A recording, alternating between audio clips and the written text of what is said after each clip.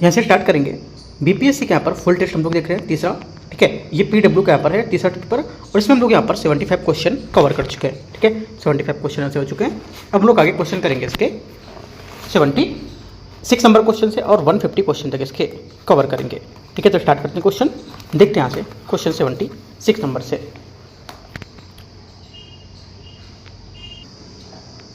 यहाँ से question number 76 है। इसमें बोल रहा है एक आयताकार कांच के यहाँ पर जो स्लैब है इसका माध्यम से प्रकाश के अपवर्तन के संबंध में विचार करना है। पहली बात है, निर्गत जो किरण है उसमें आपतित किरण की दिशा में समानांतर होती है, लेकिन यहाँ पर जो पार्श्व है रूप में विस्थापित होती है। पहला क्या होगा, पहला स्टेटमेंट यहाँ से जो इसका है ये करेक्ट हो जाएगा। सेकेंड बात इसकी ये बोला है कि अपवर्तन प्रकाश की गति में होने वाले जो परिवर्तन होते हैं उसके कारण होता है, और जब वह परिवर्तनशील माध्यम से दूसरे माध्यम में प्रवेश करता है। सही है। तीसरा, कांच के स्लैब के विपरीत समानांतर जो फलक होती है इसकी, ठीक है, पैरेलल यहाँ पर जो फेसेस होते हैं उस पर प्रकाश की किरणें झुकने जो बीटिंग होती है उसकी मात्रा समान और विपरीत होती है। ये भी बात यहाँ से करेक्ट है। क्या होगा, तीनों यहाँ से करेक्ट होंगे, एक से अधिक, तो आंसर क्या होगा, डी यहाँ से 76 का सही आंसर होगा। 77 नंबर है, 77 नंबर है। इसमें बोला है किसी सीधे धारावाही चालक के जो चारों ओर यहाँ पर उत्पन्न चुंबकीय क्षेत्र होता है उसकी दिशा में निर्धारित करने का नियम का उपयोग किया जाता है। तो किसमें, देखो जो आंसर हो जाएगा 77 का ये हो जाएगा यहाँ से बी करेक्ट होगा, कि यहाँ पर जो दाहिने हाथ के अंगूठे का नियम है, राइट हैंड जो थंब है उसका रोल यहाँ पर लगेगा।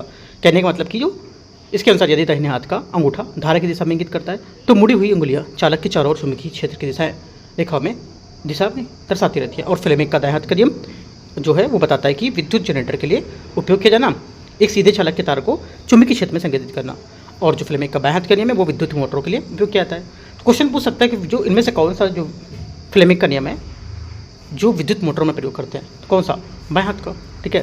तो 77 का जो आंसर हो जाएगा इससे ये बी करेक्ट है। 78 नंबर क्वेश्चन है, विद्युत धारा के ताप जो प्रभाव है उसके संबंध में विचार करना है। किसी प्रतिरोधक में उत्पन्न ऊष्मा उससे यहाँ पर जो प्रवाहित होने वाले धारा के वर्ग के सीधे समानुपाती होता है। पहला क्या होगा, 78 का पहला स्टेटमेंट यहाँ से करेक्ट है। सेकेंड है कि जूल के तापी जो प्रभाव होता है उसके उपयोग इलेक्ट्रिक आयरन और इलेक्ट्रिक टोस्टर जैसे उपकरण में किया जाता है। सेकेंड बात भी करेक्ट होगी।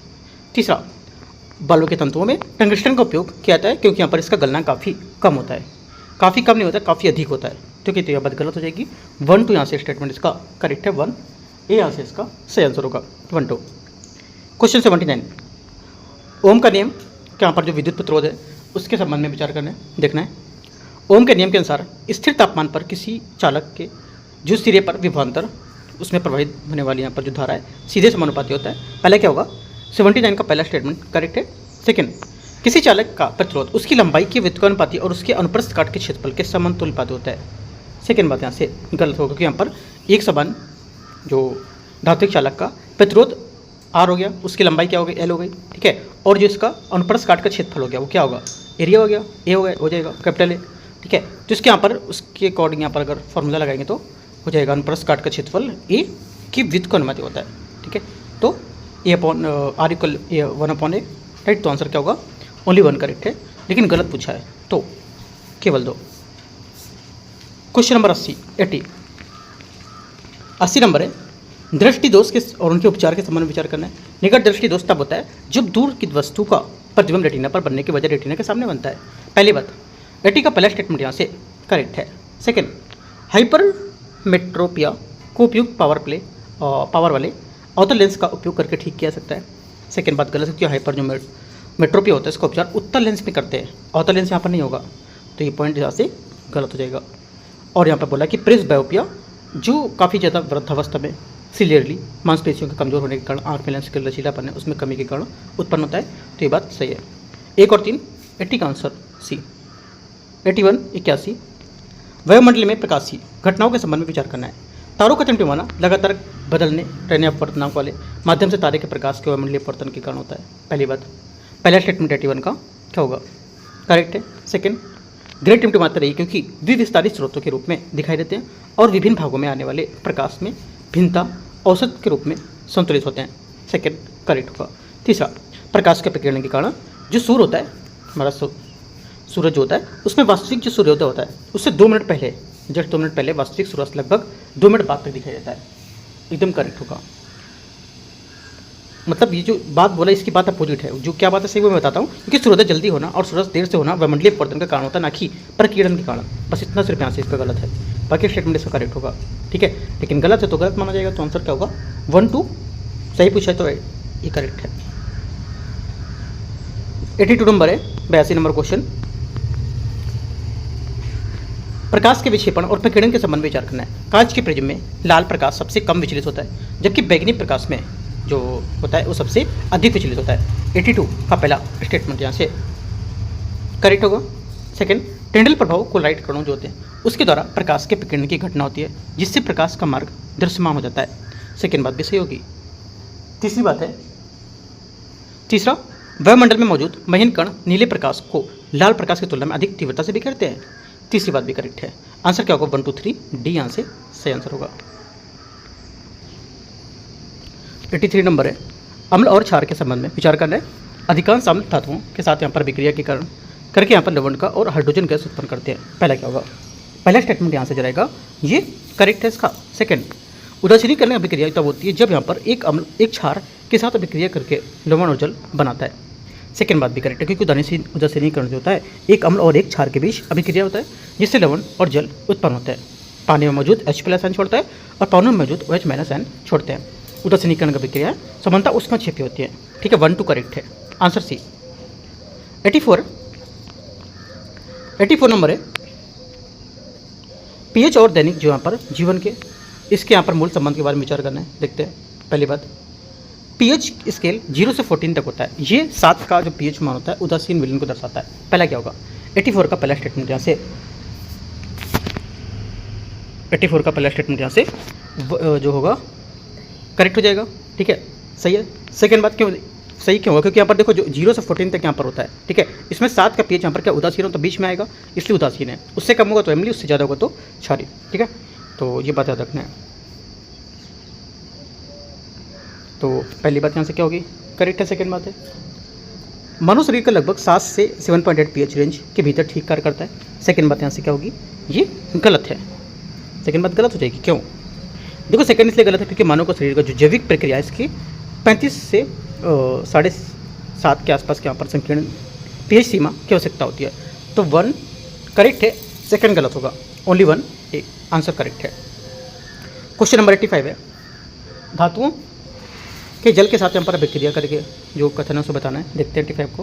पहली बात, इसे बोला है पोटेशियम और सोडियम ठंडे पानी के साथ तीव्र प्रक्रिया करते हैं और प्रक्रिया के दौरान आग लग सकती है। पहला क्या होगा, पहला स्टेटमेंट पहला स्टेटमेंट यहाँ से 85 का करेक्ट हो जाएगा। सेकंड, लोहा एल्यूमिनियम जो होता है और ठंडे पानी के साथ प्रक्रिया करके हाइड्रोक्साइड बनाता है। सेकंड क्या होगा, सेकंड गलत होगा, क्योंकि यहाँ पर जिस समान परिस्थिति में लोहा और एल्यूमिनियम ठंडे पानी में प्रक्रिया या अभिक्रिया नहीं करते हैं, और साथ में जो लोहा भाप के साथ अभिक्रिया करता है, जबकि यहाँ पर एल्यूमिनियम ऑक्साइड परत द्वारा सुरक्षित होता है। 1 सिर्फ करेक्ट है। आंसर क्या होगा, बी। गलत पूछा तो बी। 86 आता है, 86, धातुओं के भौतिक गुण के संबंध में विचार करना है। पहली बात यहाँ से गैलियम और सीजियम का गलनांक काफ़ी कम होता है। पहली बात क्या होगी, पहला स्टेटमेंट यहाँ से 86 का जो यहाँ से करेक्ट हो जाएगा। सेकंड, लिथियम सोडियम और पोटेशियम जैसी क्षार धातु है नरम होती है और इनमें चाकू से काटा जा सकता है। ये बात करेक्ट है, क्योंकि कमजोर यहाँ पर धातु जो बंधन होता है इसके कारण धातु क्या होती है अत्यधिक नरम हो जाती है, जिससे हम लोग यहाँ पर चाकू से भी कट कर सकते हैं। लचीली हो जाएंगी, तन्यता हो जाएगी इनमें, है ना, और ऊष्मा का यहाँ पर अधिक सुचालक भी बनाते हैं। तो 1 2 दोनों करेक्ट है। 86 का सी। 87 नंबर 87, वनस्पति तेलों का सामान्य किस प्रक्रिया द्वारा वनस्पति घी संतृप्त वसा में परिवर्तित कर सकते हैं। आंसर क्या होगा, 87 का करेक्ट आंसर यहाँ से हो जाएगा हाइड्रोजनीकरण। B answer correct. हाइड्रोजनीकरण होता क्या है, वह प्रक्रिया जिसमें यहाँ पर निकल जैसे जो प्रेरक होते हैं उसकी उपस्थिति में संतृप्त वनस्पति तेलों में हाइड्रोजन जो मिलाते हैं और जिससे उनमें संतृप्त वसा वनस्पति घी में चेंज कर देते हैं। ठीक है, तो आंसर क्या होगा, बी आंसर 87 का आंसर है। 88 नंबर, साबुन और डिटर्जेंट के माध्यम के संबंध में यहाँ पर विचार करना है। साबुन के जो अणु होते हैं लंबी श्रृंखला वाले कार्बोक्सिल अम्लों और सोडियम पोटेशियम के लवण होते हैं। पहला पे 88 का जो स्टेटमेंट होगा ये करेक्ट है। सेकेंड, कठोर जल में साबुन अत्यधिक प्रभावी होता है क्योंकि वे कैल्शियम और मैग्नीशियम लवणों के साथ प्रचुर मात्रा में झाग बनाते हैं। सेकेंड बात गलत है, क्योंकि कठोर जल में साबुन कैल्शियम मैग्नीशियम लवणों के साथ प्रक्रिया करके अघुलनशील मैल बनाते हैं, ठीक है, ना कि यहाँ पर झाग, राइट। और यहाँ पर इससे क्या होता है, झाग का निर्माण और सफाई क्रिया काफ़ी कम हो जाती है। झाग को बढ़ावा नहीं देते, झाग को बढ़ावा देंगे तो क्या होगा, कपड़े साफ होंगे, है ना। क्योंकि बढ़ावा नहीं देते इस वजह से क्या होगा, कपड़े मैले हो जाते हैं। तो यहाँ से पहला स्टेटमेंट करेक्ट होगा, दूसरा गलत है। गलत पूछा है तो ओनली 2 बी। क्वेश्चन नंबर 89, हेस का स्थिर ऊष्मा योग का नियम किस तथ्य पर आधारित है। देखो इस तथ्य पर आधारित है कि एंथैल्पी एक है क्या, 89 का आंसर हो जाएगा। अवस्था जो इसका फलन होता है ये होता क्या, देखो हेस का नियम क्या कहता है कि यहाँ पर किसी भी क्रिया का जो एक कुल एंथैल्पी परिवर्तन होता है उसकी केवल जो प्रारंभिक और अंतिम अवस्थाओं को निर्भर करता है, ना कि अभिक्रियाशील पथ पर। इसलिए एंथैल्पी एक अवस्था फलन होता है। अवस्था फलन केवल जो प्रणाली होती है उसकी स्थिरता पर निर्भर करता है, ठीक है। उदाहरण मान सकते हो, एंथैल्पी H और आंतरिक ऊर्जा U, तापमान P, है ना, और टेम्परेचर T। तो एग्जाम्पल क्या होगा, उष्मा Q और कार W, तो इसके फलन पर करने वाला काम W Q यहाँ से हो जाएगा, B यहाँ से इसका आंसर होगा। क्वेश्चन 90 90 नंबर है, परमाणु ऊर्जा, परमाणु संख्या और समस्थानिकों के संबंध में विचार करना है। किसी परमाणु क्रमांक और उसके नाभिक में मौजूदा प्रोटॉन की संख्या के बराबर होती है। पहली बात क्या होगी, देखो ये क्वेश्चन रटना नहीं है 90 का, है ना। रटना क्यों नहीं, क्योंकि यहाँ पर इसमें जो देखो परमाणु जो संख्या होती है, परमाणु क्रमांक को क्या बोलते हैं, इसको जेड से दर्शाते हैं। परमाणु में प्रोटॉनों, नाभिकों में प्रोटॉनों की संख्या दर्शाता है, जहाँ पर परमाणु क्रमांक जो संख्या ये जेड नाभिकों में प्रोटॉनों की संख्या को दर्शाता है, ठीक है। पहला क्या होगा, पहला स्टेटमेंट यहाँ से जो होगा करेक्ट हो जाएगा। सेकेंड, समस्थानिक एक ही तत्व के ऐसे परमाणु होते हैं जिनका परमाणु क्रमांक समान होता है लेकिन द्रव्यमान संख्या अलग अलग होती है। एकदम करेक्ट है। क्या मतलब बोलो, समस्थान, इनका स्थान समान है लेकिन इनकी द्रव्यमान संख्या अलग अलग है, तो ये बात करेक्ट है। दोनों बात सही, आंसर 90 का सी। यहाँ पर द्रव्यमान क्या होता है, ए होता है, और परमाणु संख्या जेड होती है, और न्यूट्रॉनिक संख्या एन होती है। आगे आते हैं क्वेश्चन नंबर 91 है, पौधों में परिवहन के संबंध में विचार करना है। जैलम मिट्टी के यहाँ पर अवशोषित पानी और यहाँ पर खनिजों को पौधे से विभिन्न भागों तक पहुँचाता है। 91 का पहला करेक्ट है। सेकंड, जो फ्लोएम होता है ये परिवहन के लिए एटीपी के रूप में ऊर्जा की आवश्यकता होती है, जबकि यहाँ पर जैलम परिवहन मुख्य रूप से वाष्पोत्सर्जन, खिंचाव जैसे भौतिक बलों के साथ कारण होता है इसका। सेकेंड बात क्या होगा, सेकेंड बात यहाँ से भी करेक्ट है। तो यहाँ पर जो फ्लोएम होता है ये परिवर्तन और परिवहन स्थानांतरण का एक सक्रिय प्रक्रिया होती है जिसके लिए एटीपी की आवश्यकता होती है, और जबकि यहाँ पर जैलम परिवहन को काफ़ी हद तक निष्क्रिय करता है और वाष्पोत्सर्जन खिंचाव द्वारा संचालित होता है। जैलम की गति जो होती है अधिकतर ऊपर की ओर होती है और एक दिशा में होती है। फ्लेम की गति क्या होती है, ये आवश्यकता अनुसार द्विदिशात्मक, मतलब 2 दिशा में हो सकती है, ठीक है। तो याद रखना दोनों बातें करेक्ट है, आंसर सी। क्वेश्चन नंबर 92 है, मानव पाचन तंत्र के बारे में विचार करना है। पाचन क्रिया में मुंह से शुरू होती है और जहाँ लार होती है वहाँ मौजूद लार एमाइलेज स्टार्च को तोड़ना शुरू कर देती है। 92 का पहला स्टेटमेंट करेक्ट है। पेट की आंतरिक परत पाचन और पेट की दीवार की सुरक्षा के लिए हाइड्रोक्लोरिक एसिड HCl पेप्सिन का म्यूकोस स्रावित करती है। सेकेंड भी करेक्ट है, क्योंकि यहाँ पर पेट का जो HCl है हमारा क्या करता है, अम्लीय माध्यम बनाता है, और पेप्सिन क्या करता है, प्रोटीन को पचाता है, और बलगम क्या करता है, पेट की परत को अम्ल से बचाता है, ठीक है। आंसर क्या होगा, दोनों करेक्ट है तो सी सही है। 93 नंबर क्वेश्चन है, 93 क्वेश्चन यहाँ से पादप हार्मोन जो होता है उसके बारे में विचार करना। ऑक्सीजन का संश्लेषण तने व शरीर होते हैं उस पर होता है, और ये कोशिका के विस्तार के साथ साथ प्रकाश अनुक्रिया में भी सहायता करता है। 93 का पहला स्टेटमेंट करेक्ट है। जो एब्सिक एसिड होता है ये कोशिका विभाजन और स्टोमेटा के खुलने को बढ़ावा देता है। गलत होगा, क्योंकि जो एब्सिसिक एसिड होता है ये एक वृद्धि अवरोधक हार्मोन है, ये सुप्तावस्था उत्पन्न करता है, मतलब सुस्ती लाता है, और जल के संकट के दौरान स्टोमेटा को क्या कर देता है, क्लोज कर देता है, बंद कर देता है। ओनली 1 करेक्ट हो जाएगा, आंसर केवल एक करेक्ट, लेकिन गलत पूछा है तो 2 होगा, ठीक है। और ऑक्सीटोसिन अब बताया कि कोशिका विस्तार को लेकर के, जिब्रेलिन तने की वृद्धि, साइटोकाइनिन कोशिका विभाजन, और एब्सिसिक एसिड जो होता है निष्क्रियता और स्टोमेटा का बंद होना। क्वेश्चन 94 मानव मस्तिष्क के संबंध में विचार करना है। पहली बात है, मस्तिष्क के यहाँ पर पश्च भाग स्थित मेडुला रक्तचाप, लार का स्राव और उल्टी जैसी अच्छी गतिविधियों को नियंत्रित करता है। पहली बात करेक्ट है। सेकेंड बात है कि यहाँ पर जो मस्तिष्क का एक हिस्सा स्वैच्छिक क्रियाओं की सटीकता और शरीर की मुद्रा को संतुलन बनाए रखने के लिए जिम्मेदार होता है। सेकेंड बात भी सही है, दोनों बातें सही हैं। 94 का आंसर सी 1 2 यहाँ से करेक्ट आंसर होगा। 95 नंबर आते हैं, न्यूरॉन की संरचना के कार्य के संबंध में विचार करना है। पर्यावरण से प्राप्त जानकारी न्यूरॉन डेंड्राइटिक सिरे पर पहुँचती है। पहली बात है 95 का क्या होगा? 95 का जो पहला स्टेटमेंट है ये करेक्ट है। सेकंड, तंत्रिका आवेग डेंड्राइट कोशिका शरीर के एक्सॉन मार्ग पर यात्रा करती है। सेकंड भी करेक्ट है क्योंकि आवेग डेंड्राइट से होकर कोशिका शरीर तक जाता है और फिर एक्सॉन के साथ तंत्रिका शरीर तक यात्रा करती है। दो न्यूरॉन्स के बीच जंक्शन को सिनेप्स कहते हैं। ठीक है, दोनों बातें यहाँ पे सही है इसकी। क्वेश्चन 96 नंबर क्वेश्चन है। इसमें बोला है निम्नलिखित में से कौन सा गर्भ निरोधक का वह तरीका है जो शुक्राणु को अंडाणु तक पहुंचने से रोकने के लिए एक यांत्रिक अवरोध उत्पन्न कर देता है? आंसर क्या होगा? 96 का करेक्ट आंसर हो जाएगा कोंडोम, इसका सही आंसर होगा। ठीक है, सी यहाँ से 96 का सही आंसर होगा। आगे आते क्वेश्चन 97 नंबर। जीवों में अलैंगिक प्रजनन के संबंध में विचार करना है। अमीबा में द्विआधारी विखंडन जो होता है किसी भी तल में हो सकता है। 97 का पहला करेक्ट है। सेकंड, लीशमैनिया अपनी चाबुक जैसी संरचना के संबंध में एक निश्चित अभिविन्यास में द्विआधारी विखंडन द्वारा प्रजनन करती है। सेकंड भी करेक्ट होगा। दोनों बातें यहाँ से एकदम सही है। आंसर क्या होगा? 97 का सी, 1 और 2 दोनों बात एकदम करेक्ट है। 98 नंबर है। मनुष्य में लिंग निर्धारण जो होता है उसके संबंध में विचार करना है। सभी बच्चे अपनी माँ का एक से यहाँ पर गुणसूत्र प्राप्त करते हैं। पहली बात क्या होगी? देखो 98 का जो पहला स्टेटमेंट हो जाएगा ये यहाँ से करेक्ट है। सेकंड, जिस बच्चे को पिता से वायु गुणसूत्र विरासत में मिलता है वह लड़का होगा। सेकंड बात भी यहाँ से करेक्ट है क्योंकि यहाँ पर यदि पिता वायु गुणसूत्र प्रदान करता है तो बच्चे पुरुष एक्स वायु होता है और माँ हमेशा एक्स गुणसूत्र का योगदान देती है। ठीक है, तो आंसर क्या होगा? 1 2 दोनों करेक्ट है, सी करेक्ट आंसर होगा। आगे आते हैं।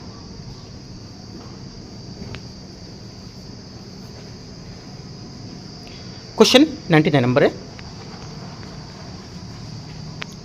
राष्ट्रीय हरित हाइड्रोजन मिशन के बारे में विचार करना है। भारत का लक्ष्य 2030 तक प्रतिवर्ष कम से कम 5 मिलियन मीट्रिक टन एमएमटी को हरित हाइड्रोजन उत्पादन क्षमता विकसित करना होगा। 99 का पहला स्टेटमेंट क्या होगा? करेक्ट है। सेकंड, इस मिशन का उद्देश्य लगभग 125 गीगावाट की समृद्ध नवीकरणीय ऊर्जा को जोड़ना। सेकंड बात ये भी करेक्ट है। दोनों बातें करेक्ट है यहाँ से। और यहाँ पर जीवाश्म ईंधन को आयात को अपेक्षित यहाँ पर जो कमी है 2030 तक 1 लाख करोड़ से अधिक कर देगी। आंसर क्या हो जाएगा? 1 और 2 दोनों करेक्ट है, सी। Question number 100। साइट कार्यक्रम के अंतर्गत विचार करना है। देखते हैं इसको। साइट या सिटीज़ होकर क्या है देखते हैं। अच्छा, साइट लिखा है SIGHT, SIGHT है ना। कहीं कहीं पर सिटी को साइट इन्होंने लिख दिया है हिंदी में ट्रांसलेट करने को लेकर, इसलिए मैं इसका देख रहा था कि इंग्लिश सेम है कि नहीं। ठीक है, तो देखते हैं। देखो ऐसे क्वेश्चन जो होते हैं ना हिंदी ट्रांसलेट वाले में ऐसे करके क्वेश्चन, तो वो आपको इंग्लिश जरूर देख लेना है कि साइट लिखा है सिटीज़ लिखा है, सिटीज़ को साइट कर दिया है। ठीक है, तो क्वेश्चन गलत हो सकता है वहाँ से। आते हैं। पहला बोला है इलेक्ट्रोलाइजर एक के घरेलू उत्पादन को बढ़ावा देने के लिए वित्तीय प्रोत्साहन प्रदान किए जाते हैं। पहली बात 100 का स्टेटमेंट करेक्ट है। सेकंड है ग्रीन हाइड्रोजन के उत्पादन के लिए भी प्रोत्साहन प्रदान किए जाते हैं। सेकंड बात करेक्ट है कि हरित हाइड्रोजन के उत्पादन के लिए प्रोत्साहन भी करता है और हरित हाइड्रोजन संक्रमण के लिए रणनीतिक हस्तक्षेप बताता है। इसका मुख्य उद्देश्य होता है कि हरित हाइड्रोजन उत्पादन को बढ़ावा देना, स्वदेशी इलेक्ट्रोलाइजर निर्माण को प्रोत्साहित करना और जीवाश्म ईंधन पर निर्भरता को कम करना। 100 का दोनों करेक्ट है। आंसर क्या होगा? डी। क्वेश्चन नंबर 101 है। किसी परीक्षण का उपयोग विशेष रूप से गतिशील दबाव की चरम स्थितियों को तहत यहाँ पर ड्रोग हाइड जो पैराशूट है उसकी तैनाती को प्रदर्शित करने के लिए किया जाता है। तो क्या होगा इसका आंसर? ये क्या आता है? रेल ट्रैक रॉकेट स्लेज परीक्षण को लेकर के। ठीक है, जो ड्रोग पैराशूट है ये पुनः वायुमंडल में प्रवेश करके दौरान उसके क्रू मॉडल स्थिर को उसकी गति को कम करने में मदद करता है और ये परीक्षण चंडीगढ़ स्थित टर्मिनल प्लास्टिक रिसर्च लेबोरेटरी में किया गया था। आगे आते हैं क्वेश्चन 102 102। इसमें बोला गगनयान मिशन के बारे में विचार करना है। देखते हैं। पहली बात पहला है यहाँ पर अन्य कई देशों द्वारा किए गए यहाँ पर इसी तरह के मानव अंतरिक्ष उड़ान अभियानों की तुलना में गगनयान कार्यक्रम पर किया गया व्यय अपेक्षाकृत कम बनाता है। पहली बात 102 का पहला स्टेटमेंट सही है। सेकंड, अंतरिक्ष क्षेत्र में हुए सुधारों के बाद इस मिशन ने तकनीकी विकास को बढ़ावा दिया है और निजी उद्योगों में स्टार्टअप्स की भागीदारी को भी बढ़ावा दिया है। सेकंड बात क्या होगी? ये भी करेक्ट है। दोनों बातें एकदम करेक्ट हैं। आंसर यहाँ से सी 102 का करेक्ट आंसर होगा। Question number 103। Aditya L1 mission के संबंध में विचार करना है। पहली बात यहाँ से आदित्य L1 जो मिशन है ये पृथ्वी के साथ निरंतर संचार बनाए रखने के लिए भू-स्थिर जो कक्षा होती है उसमें स्थापित किया गया है। पहली बात क्या होगी? 103 का जो पहला स्टेटमेंट यहाँ से क्या होगा? ये गलत हो जाएगा। क्यों गलत होगा? क्यों? देखो इसलिए गलत है क्योंकि आदित्य L1 लिग्रिज बिंदु L1 के चारों ओर एक हेलो कक्षा स्थित है और भू-स्थिर कक्षा में नहीं, तो ये बात गलत होगी। सेकेंड बात SUIT सूट मतलब सोलर अल्ट्रावायलेट इमेजिंग टेलीस्कोप पराबैंगनी तरंग दैर्ध्य में फोटोस्फीयर और क्रोमोस्फीयर का अध्ययन करता है। दोनों बात करेक्ट है इसकी, मतलब इसकी जो फोटोस्फीयर और क्रोमोस्फीयर की दोनों बातें बता रहा हूँ, ना कि स्टेटमेंट की। तो ये दोनों बातें इसको लेकर के करेक्ट है सी में, सेकंड स्टेटमेंट में। आंसर क्या होगा? सिर्फ सेकंड ही करेक्ट है, पहला गलत है। पूछा क्या सही तो दो, ठीक है। 103 हो गया। 104 नंबर है, किस संगठन ने उद्योग जगत में साझेदार के सहयोग से साइबर जागरूकता को बढ़ाने के लिए कैप्चर द फ्लैग कार्यक्रम का आयोजन किया है? आंसर क्या होगा? आंसर हो जाएगा 104 का करेक्ट आंसर यहाँ से बी, भारतीय कंप्यूटर आपातकालीन प्रक्रिया टीम CERT इन इसका सही आंसर होगा। CERT इन ने राष्ट्रीय साइबर सुरक्षा जागरूकता माह के दौरान साइबर सुरक्षा जागरूकता गतिविधि के हिस्से के रूप में भागीदारों के सहयोग से कैप्चर द फ्लैग कार्यक्रम का आयोजन किया था। आंसर बी करेक्ट है। 105 दिसंबर 2025 में प्रारंभ किए गए सुजलम भारत ऐप का उद्देश्य क्या है? इसका उद्देश्य 105 का करेक्ट आंसर हो जाएगा कि जो ग्रामीण पेयजल है उसके प्रशासन का रूपांतरण करना, ठीक है। डी आंसर इसका करेक्ट होगा। और इस मंत्रालय कौन सा होगा? जल शक्ति मंत्रालय इसके अंतर्गत आएगा, ठीक है, याद रखना है। इसका उद्देश्य होगा कि ग्रामीण क्षेत्रों में पेयजल की आपूर्ति बुनियादी ढांचे को प्रबंधन को ग्राम जल और उसको लेकर के जी स्वच्छता समिति को सही बनाना, ठीक है। क्या होगा आंसर? 105 का डी करेक्ट हो जाएगा। 106 आते हैं, पेशा पंचायत का अनुसूचित और यहाँ पर क्षेत्रों का विस्तार महोत्सव 2025 का भारत में निम्नलिखित में से किस नगर में आयोजित किया गया था? 106 का करेक्ट आंसर हो जाएगा, ये आयोजित किया गया था रांची, इसका सही आंसर होगा, ठीक है। पेशा महोत्सव 2025 जो है ये इसका आयोजन झारखंड की कैपिटल यहाँ है रांची, उसमें किया गया था। इसका जो मुख्य उद्देश्य है क्या? इसका मुख्य उद्देश्य क्या होगा कि जो पेशा अधिनियम है उसके लाभों के बारे में जागरूकता फैलाना और जनजातीय समुदाय के अधिकार को उत्सव मनाना, ठीक है। आगे आते हैं, आंसर क्या होगा? 106 का सी करेक्ट है। 107 है भारत के हरित ऊर्जा जो लक्ष्य है उसके बारे में विचार करने कौन सा इसमें सही होगा? ONGC ग्रीन ने 2030 तक 10 गीगावाट हरित ऊर्जा क्षमता हासिल करने की योजना बनाई है। 107 का पहला स्टेटमेंट यहाँ से करेक्ट है। सेकंड, ONGC ग्रीन और यहाँ पर IIM नागपुर ने एक समझौता ज्ञापन MOU हस्ताक्षर किया जिसका उद्देश्य कि 2050 तक नेट जीरो जो होगा उसके उत्सर्जन प्राप्त करने के लिए भारत व्यापक लक्ष्य के योगदान देगा। सेकेंड बात भी करेक्ट होगी, दोनों बातें यहाँ से सही है। 107 का आंसर क्या होगा? भारत के हरित ऊर्जा लक्ष्य को लेकर के दोनों बातें करेक्ट हैं, आंसर सी करेक्ट है इसका। 108 आते हैं, 108 नंबर क्वेश्चन,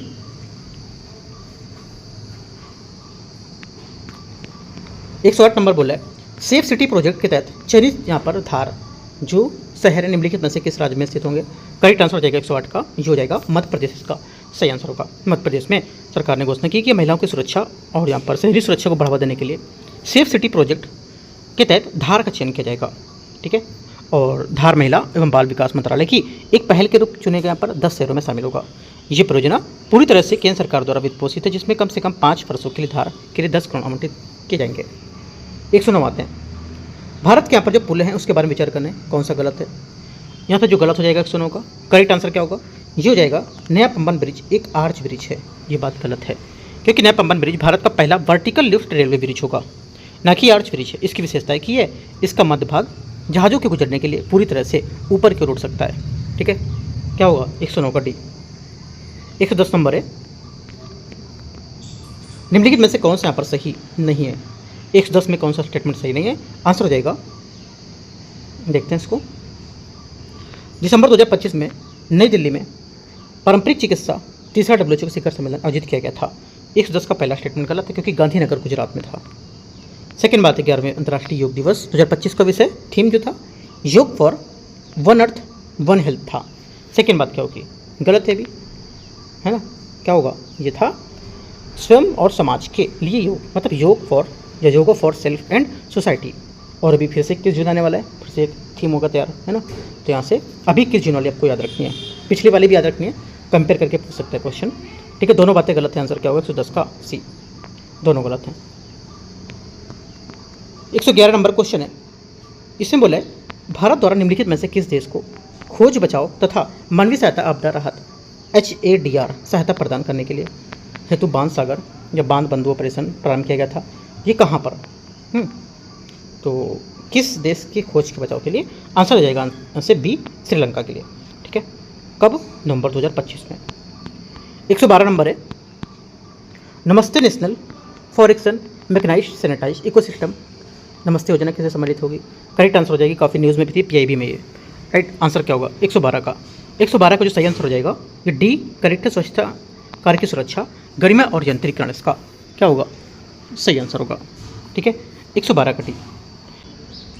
113 नंबर क्वेश्चन है, निम्नलिखित में से किस भारतीय राज्य को हाल ही में भारत का पहला पूर्णतः कागज रहित न्यायपालिका घोषित किया गया? आंसर 113 को जाएगा बी सिक्किम, यहाँ से सही आंसर होगा। ठीक है, क्वेश्चन नंबर 114, भारत का पहला हरित मेथनॉल उत्पादन संयंत्र कहाँ स्थापित किया जाएगा जिससे प्रोसोपिस जिलीफेरा का उपयोग फीड स्टॉक रूप में किया जाएगा? आंसर 114 का करेक्ट आंसर सी दीनदयाल बंदरगाह प्राधिकरण, इसका सही आंसर होगा। ठीक है, और यहाँ पर जिसमें प्रोसोपिस जुलिफेरा नामक आक्रामक प्रजाति का उपयोग करके कच्चे माल के रूप में प्रयोग किया जाएगा। और ये एक पौधा मूल रूप से मेक्सिको का है और इसे भारत में 1920 के दशक में वनारोपण के लिए लाया गया था। इंपॉर्टेंट है और अच्छा क्वेश्चन है।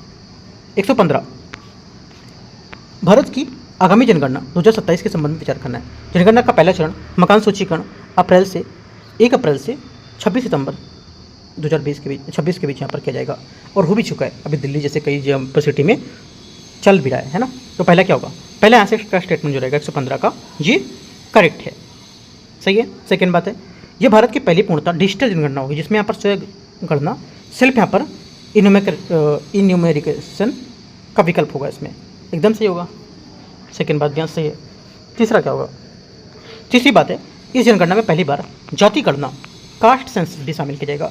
तीसरी बात भी करेक्ट है, तीनों बातें एकदम सही है। आंसर क्या होगा? 1 2 3 डी करेक्ट आंसर होगा। और पहले से ज़्यादा कई सारे कॉलम भी दिए हैं इस बार, है ना। पहले कुछ कम कॉलम थे, इस बार कुछ ज़्यादा कॉलम दिए हैं। अभी जो जनगणना आप करने आएंगे ना उनके कॉलम आप मांग के देखना, एक पेज आप उनके पास रख सकते हो लेके, जो एग्जाम में जैसे कि जनगणना करने आएंगे ना तो एग्जाम अगर होगा तो उसमें चीज़ों को अपना ऐड कर सकते हो। काफ़ी अच्छा पेपर है वो लोग उसमें ज़रा सी चीज़ें दी हुई हैं कि क्या क्या चीज़ें पर नहीं ऐड की गई हैं, है ना। तो हम लोग के एग्जाम के लिए इंपॉर्टेंट होगा, वो दे देंगे आसानी से आप मांगोगे तो। आगे आते क्वेश्चन 116 नंबर। 116 है, भारत में यहाँ पर जो मातृत्व मृत्यु अनुपात है MMR, इसकी वर्तमान स्थिति के संबंध में विचार करना है। भारत के जो राष्ट्रीय MMR है घटकर 93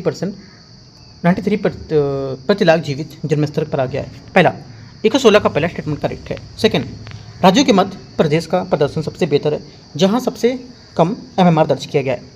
सेकंड बात गलत है क्योंकि यहाँ पर केरल सबसे कम होगा, है ना कि मध्य प्रदेश में वर्तमान राज्यों में सबसे अधिक MMR है 175, केरल में कितना है? 20 सिर्फ है, काफ़ी कम है। तीसरा, केंद्र शासित यहाँ पर जो प्रदेश में पुडुचेरी है, शून्य मृत्यु दर, 0 मैटरनल जो मोर्टेलिटी रेट है, ZMM, इसको ऐतिहासिक लक्ष्य हासिल किया है। तीसरी बात करेक्ट है। आंसर 1 और 3 सही है। सही बात क्या होगी? बी। 117, दिसंबर 2025 में भारत और जॉर्डन के बीच निम्नलिखित में से कौन सा समझौता ज्ञापन हस्ताक्षर किए गए थे? 117 का करेक्ट आंसर हो जाएगा, एक तो गैर नवीकरणीय ऊर्जा को लेकर क्षेत्रीय तकनीकी पर सहयोग को लेकर के गलत है यहाँ से, क्योंकि भारत और जॉर्डन के बीच सहयोग मुख्य रूप से उर्वरक, क्षय, अक्षय ऊर्जा और जल प्रबंधन पर केंद्रित रहा है। और गैर नवीकरणीय ऊर्जा जैसे कोयला, तेल, इसके क्षेत्र के तकनीकी सहयोग पर कोई यहाँ पर मुख्य समझौता पर चर्चा नहीं था। जल संसाधन प्रबंधन और विकास के लिए क्षेत्र में सहयोग पर MOU किए गए थे। ये बात करेक्ट है क्योंकि जॉर्डन दुनिया का सबसे जल दुर्लभ देशों में से एक। अब भारत और जॉर्डन ने दिसंबर 2025 में जल संसाधन प्रबंधन व्यवस्था, संचयन, विकास, इसको लेकर के यहाँ पर हस्ताक्षर किए थे। सिर्फ दूसरा करेक्ट है, बी। 118, जलवायु जोखिम सूचकांक जो है उसके बारे में विचार करना है 2026 के बारे में। इसमें 1995 से 2024 के दौरान कौन कौन से देश बार बार होने वाली चरम घटनाओं से प्रभावित हुए थे? आंसर क्या होगा? 118 का हो जाएगा, एक तो हैती, फिलीपींस, निकारागुआ और भारत। चारों बातें करेक्ट हैं जो होने वाली घटनाओं से प्रभावित थे। डी आंसर होगा। 119 नंबर है, इसमें बोला है सूची को सूची 2 को मैच करना है, बचाव अभियान, और यहाँ पर देश इसके कौन कौन से हैं। 119 पहला, इससे बोले ऑपरेशन कावेरी। ऑपरेशन कावेरी आपको हो जाएगा क्या?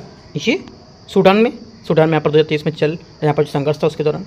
ऑपरेशन इंद्रावती यहाँ पर बी का 2 हो जाएगा जैसे कि हैती। ऑपरेशन अजय C-1 जैसे कि इजराइल में हमास के युद्ध को लेकर के। तो इस टाइप से यहाँ पर जो आंसर हो जाएगा 119 का सी करेक्ट है। 120 नंबर है, जनसंख्या वृद्धि के संबंध में विचार करना है। देखते हैं इसमें 2025 की शहरीकरण की डिग्री को परिभाषाओं के अनुसार सही यहाँ पर और ही क्रम में चुनेंगे। सही और ही क्रम जो हो जाएगा 120 का क्या होगा, ये हो जाएगा जकार्ता, ढाका, टोक्यो, नई दिल्ली, मनीला। बी यहाँ से इसका सही आंसर होगा।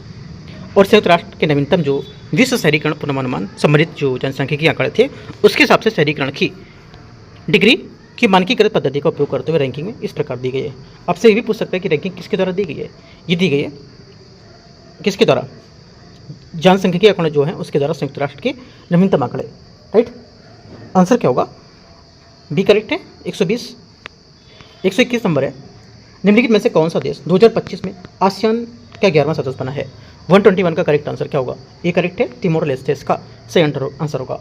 2022 में दक्षिण पूर्व एशिया में संघ राष्ट्र और आसियान ने तिमोर लेस्टे पूर्वी तिमोर को अपने 11वें सदस्य के रूप में सैद्धांतिक रूप से स्वीकार करने की सहमति व्यक्त की है।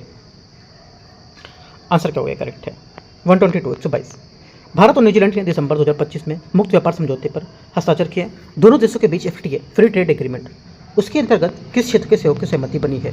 करेक्ट आंसर 122 का हो जाएगा, ये सहमति बनी है। एक तो आयुष यहाँ पर हो जाएगा, ठीक है। दूसरा आंसर हो जाएगा आपका सर्व यहाँ पर जो दर्शन पर्यटन हो जाएगा, और यहाँ पर पारंपरिक ज्ञान प्रणाली और बागवानी, सभी बातें यहाँ से 122 की करेक्ट है। ए क्या होगा 122 का यहाँ से करेक्ट आंसर हो जाएगा। 123 नंबर क्वेश्चन है, इसमें बोला है लंदन मैराथन 2026 में एक यहाँ पर आधिकारिक दौड़ में 2 घंटे से कम समय में मैराथन पूरी करने के लिए पर जो व्यक्ति कौन बना था। आंसर हो जाएगा यहाँ से 123 का करेक्ट आंसर बी करेक्ट हो जाएगा, सेबेस्टियन सावे इसका सही आंसर होगा। ठीक है, आगे क्वेश्चन आते हैं 124 नंबर, देखते हैं इसमें। निम्नलिखित में से किस देश ने हाल ही में वैश्विक तेल बाजार में व्यवधानों के बीच 1 मई 2026 से पेट्रोलियम निर्यातक जो देश थे उसके संगठन से बाहर निकलने की घोषणा की थी। आंसर 124 का डी करेक्ट है, संयुक्त अरब अमीरात इसका सही आंसर होगा। ठीक है, क्वेश्चन नंबर 125 है 125, इसमें बोला है भारत के यहाँ पर जो सर्वोच्च न्यायालय द्वारा निम्नलिखित में से किससे बिहार क्रिकेट एसोसिएशन का लोकपाल नियुक्त किया गया है। आंसर 125 का करेक्ट हो जाएगा, क्या ये हो जाएगा ऋषिकेश राय इसका आंसर होगा। भारत के सर्वोच्च न्यायालय के ऋषिकेश राय ने इसको बिहार के क्रिकेट एसोसिएशन का लोकपाल नियुक्त किया गया है। क्वेश्चन नंबर 126, पोखरण पखवाड़ा 2026 के आयोजन किस राज्य ने राष्ट्रीय स्तर पर प्रथम स्थान प्राप्त किया है। आंसर क्या होगा, करेक्ट आंसर हो जाएगा 126 का यहाँ से जो सही आंसर है ये हो जाएगा बिहार इसका करेक्ट आंसर होगा। इस दौरान पूरे राज्य में 1 बिलियन से अधिक गतिविधियाँ आयोजित की गई थी।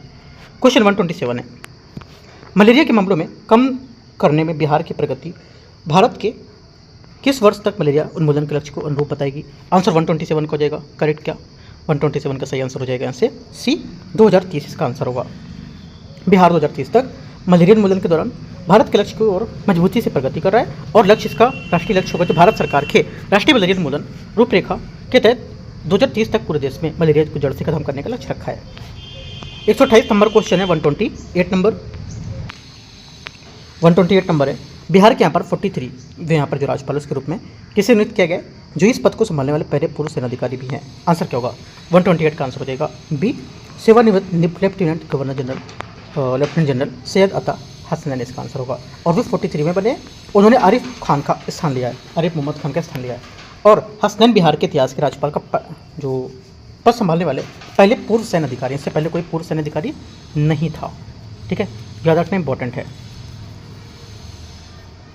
आगे आते क्वेश्चन 129, नीतीश कुमार के संबंध में विचार करना है। पहली बात है उन्होंने 20 नवंबर 2025 को रिकॉर्ड 10वीं बार मुख्यमंत्री पद की शपथ ली थी। 129 का पहला स्टेटमेंट एकदम करेक्ट हो जाएगा। सेकंड, उन्होंने मार्च 2026 को मुख्यमंत्री पद से इस्तीफा दिया, ये भी बात करेक्ट है।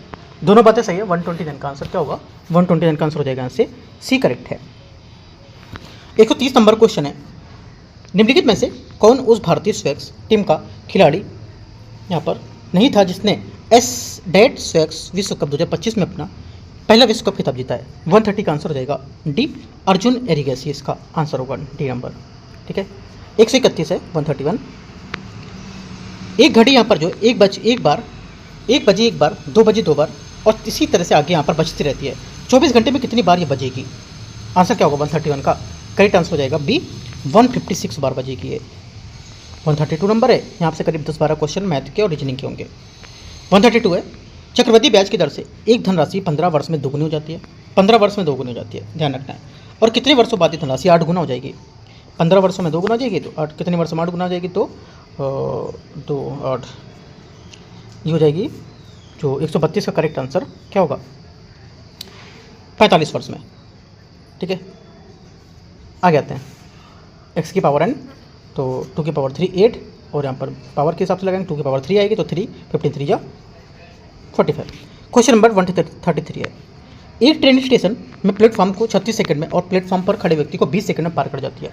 ठीक है, और यदि ट्रेन की गति कितनी है 54 किलोमीटर है। ठीक है, 54 किलोमीटर पर घंटा है, तो प्लेटफॉर्म की लंबाई कितनी होगी 133 का आंसर हो जाएगा। इसकी लंबाई होगी कितनी b 240 मीटर होगी। ठीक है, 240 मीटर इसका सही आंसर होगा। 134 नंबर है, यदि किसी मकड़िया यदि 5 मकड़ी जो है, ठीक है यहाँ मकड़ी की बात कर रहा है, यदि 5 मकड़ी 5 मिनट में 5 मक्खी पकड़ लेती हैं तो 100 मिनट में 100 मक्खियाँ पकड़ने के लिए कितनी मकड़ी की आवश्यकता पड़ेगी, है ना। आंसर क्या होगा 134 का करेक्ट आंसर हो जाएगा 5। ठीक है, आगे आते हैं क्वेश्चन 135। गायों और मुर्गियों के एक समूह में पैरों की संख्या कितने सिरों की संख्या से दोगुने से 14 अधिक है, कुल कितनी संख्या और गायें हैं, और यहाँ पर संख्या इनकी होगी। देखो जो आंसर हो जाएगा 135 का, गायों की संख्या c मान लेते हैं, h मान लेते हैं मुर्गियों की संख्या। प्रत्येक गाय के 4 पैर होते हैं और 1 सिर होता है, प्रत्येक मुर्गी के 2 पैर होते हैं 1 सिर होता है, और यहाँ पर सिर की कुल संख्या c + h हो जाएगी। ठीक है, और पैरों की संख्या हो जाएगी 4c + 2h, क्योंकि मुर्गी के 2 पैर होते हैं और पैरों की संख्या सिरों की संख्या दोगुने से 14 अधिक है, तो फॉर्मूला लगा दो 4c + 2h = c + h + 14। इसको सॉल्व करोगे तो आंसर हो जाएगा c इक्वल आएगा आपका 14/2, मतलब 7 गाय इसका करेक्ट आंसर होगा 135 का। इस टाइप का क्वेश्चन यूपी पीसीएस पूछता है, यूपी पीसीएस बीपीएससी सब पूछते हैं क्वेश्चन ज़्यादातर, तो आंसर सी करेक्ट है। 136 है, 40 बच्चों की एक पंक्ति में पी की बाईं ओर बैठा है 13वें स्थान पर है और क्यू दाईं ओर 9वें स्थान पर है। यदि आर क्यू के बाईं ओर बैठे 4थे स्थान पर है तो पी और आर के बीच कितने बच्चे बैठे होंगे। 136 का आंसर हो जाएगा 14 बच्चे बैठे हैं। कितने 14 बच्चे बैठे होंगे इसमें 14। ठीक है, आगे आते हैं क्वेश्चन 137 नंबर है 37।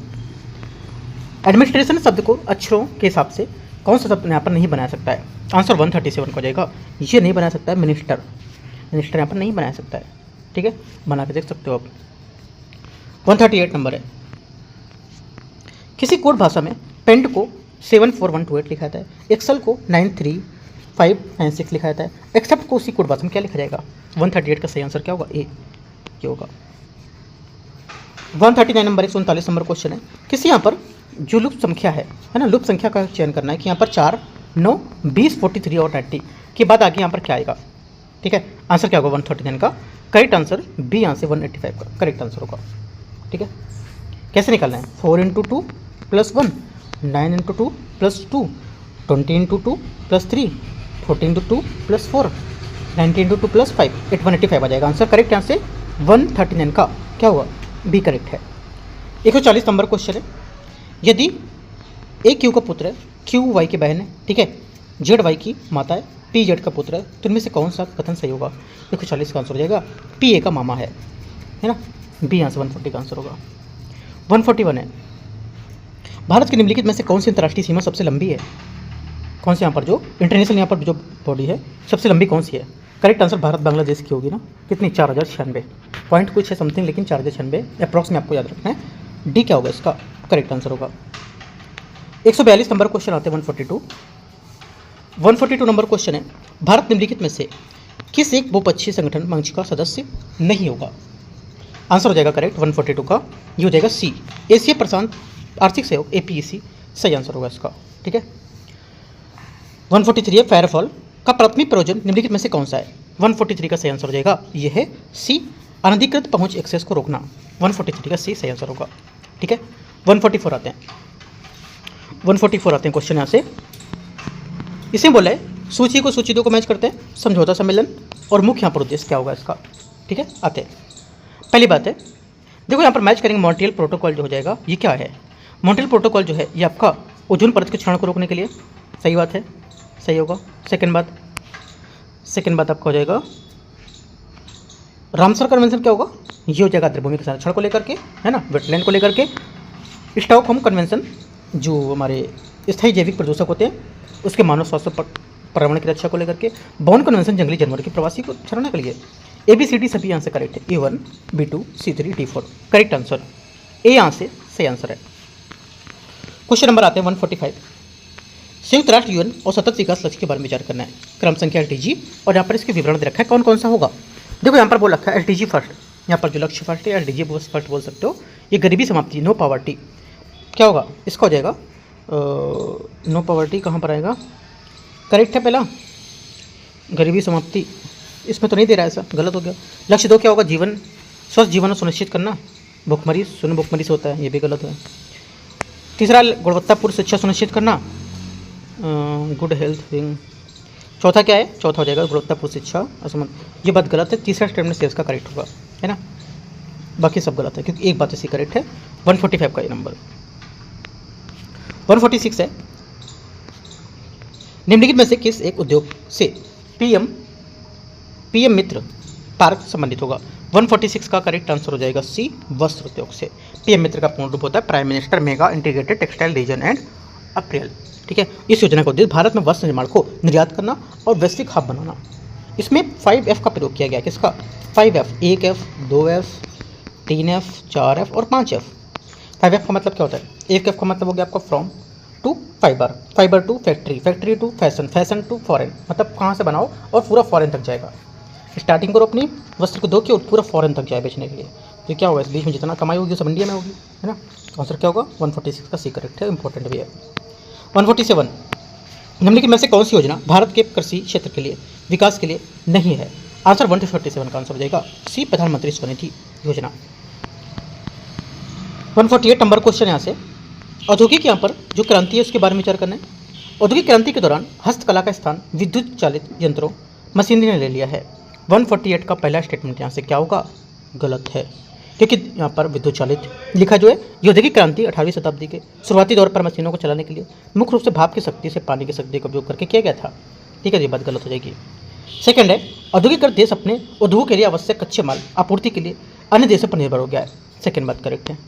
तीसरा, कारखानों में यंत्रों मशीनरी और सहायता से बड़े पैमाने पर उत्पादन आरंभ हो गया है, तीसरी बात भी करेक्ट होगी। 2 और 3 करेक्ट है, आंसर यहाँ से सी सही होगा, सी नहीं बी करेक्ट होगा। Question number 149 last second question है, निम्नलिखित में से कौन सा देश 1995 में स्थापित दक्षिण एशियाई सहयोग संगठन सार्क, इसका संस्थापक देश सदस्य है, सदस्य पूछ रहा है, देश नहीं पूछ रहा है। 149 का आंसर क्या होगा, ये एक तो भारत, नेपाल, मालदीव, लेकिन अफगानिस्तान इसमें नहीं होगा। कौन कौन और है, 7 हैं टोटल, 3 मैंने बताया आपको, भारत, नेपाल, मालदीव, है ना, भारत, नेपाल, मालदीव मैंने बता दिया आपको। इसमें से भूटान हो जाएगा, श्रीलंका हो जाएगा, बांग्लादेश हो जाएगा, पाकिस्तान हो जाएगा, 4 और हो जाएंगे, टोटल 7। यहाँ से आंसर बी। लास्ट क्वेश्चन है 150,